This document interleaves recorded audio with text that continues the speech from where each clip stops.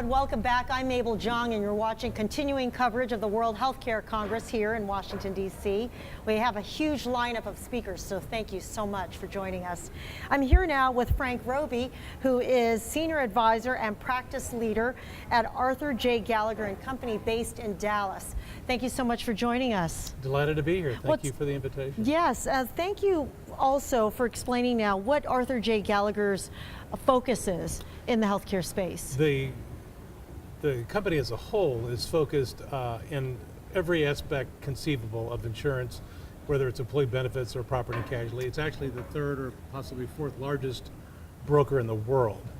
Fortune 500 company, multi-billion dollars in revenue, 20,000 plus employees. It's a major force in our industry. Okay. My particular area yes. is in the area of employee benefits. We call that Gallagher Benefit Services. It is close to $1 billion revenue company by itself, a very major employer. What sort of packages or models of benefits models do you like, or are you focused on at Gallagher? Well, it's a very broad-based company. It's grown a lot through organic growth as well as through acquisitions. So you'll see almost everything conceivable that you could imagine inside of that. We have everything from your basic brokerage services for fully insured small to mid-market accounts to large self-funded employers. We have specialty practice areas in human resources consulting, absence management, family medical leave and things like that. So there's really not an area of healthcare that you won't find deep penetration on inside Gallagher. Okay.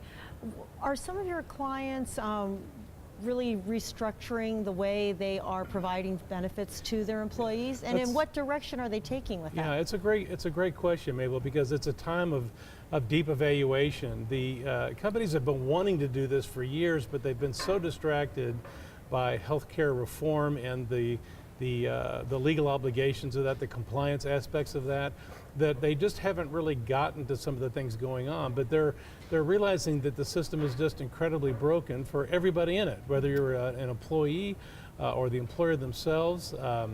It's just not sustainable the way it is. So they're looking for answers, which is why my particular practice area. So I'm not the practice leader for the entire benefits practice. I have a niche new area, very deep investment that the company has made in the design of networks. Bottom line is that the traditional methods of buying healthcare by finding a major network with steep discounts, and then the levers you pull are around plan design and contribution strategies and which network you pick, those levers are either used or broken. And now in order to be able to move forward, employers are forced to confront the way that care is delivered. And that comes down to the design of the network. Okay. So that can be a traditional PPO by itself. It's going to be too expensive and too many ways that it wastes money and is inefficient. But with the new methods of delivering care that are available in the marketplace, then you can improve the efficiency a great deal. And in that area, that's the commitment that Gallagher's making to make sure that all of its customers buy smart because they're on the leading edge of looking at the things that are really moving the dial. Give me an example of something that you have really seen recently that is super innovative. Well, I think I'm going to make a couple of comments about that because some of it is around innovation, but some of it is around how do you apply innovation. And the real problem is it's like if somebody has you give a 16-year-old a really expensive car, it may be an innovative car that's really great, but it doesn't mean they know how to drive it. And that's exactly what's going on in healthcare. So when you hear about things that are becoming commonplace, like telemedicine, it's really an alternative way of delivering care, an alternative way of receiving it.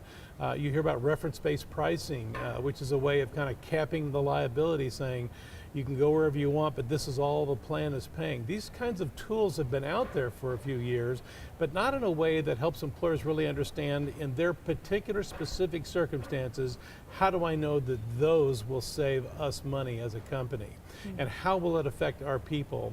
And so what we bring in our practice at Gallagher is the ability to be able to put the metrics in place that go along with the design ideas to be able to validate savings and really show them that based on your tolerance for fees and disruption and the importance of getting the absolute lowest cost for your health care, whatever those priorities are within each given employer, and they're going to vary, then this particular set of solutions is right for you, but then it won't be right for the next customer. So it's the customization of the network that is really where the future lies. And that's happening all around our company, all around the country, from carve-outs to in things like dialysis to unique plan designs that understand the implications. If you pay this claim, you get this one. If you don't do this, then this happens.